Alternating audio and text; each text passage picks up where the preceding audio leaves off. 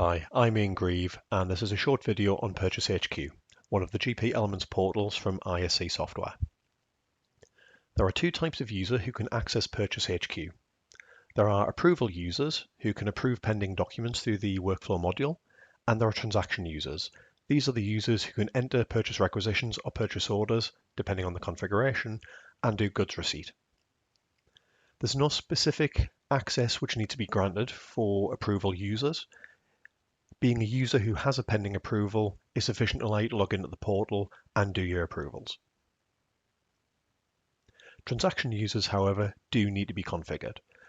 But most of the configuration is exactly what you do through Dynamics GP as normal when you're creating a user. So as an example here, if we go to Administration and the User Setup window under Setup and System, I want to create a new user here for Graham Hunter. So if I fill in the details here the same way I normally would, put a password in for him.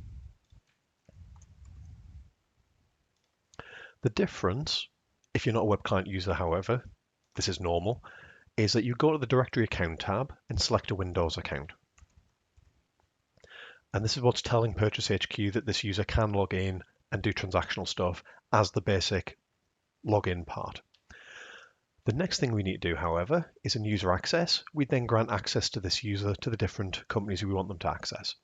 Now, it might be that this user is only going to be doing purchase ordering for Fabricam Inc. and not the other companies, so I'd only mark this. And when they're in PurchaseHQ, they won't get the option to toggle between companies, or if I have two companies selected, they'll only be able to choose between those two. So if I OK that, and the final step is in the user security window, is select the user in here, and then in each of the companies to which they have access, give them access to a role which has the purchase order processing windows assigned to it. And once that role has been assigned and been saved, that user can then log into PurchaseHQ. So if I log in here as the new user to verify it, and this is the Windows credentials I'm giving it at this stage. It's not the GP password for the user that we created a moment ago.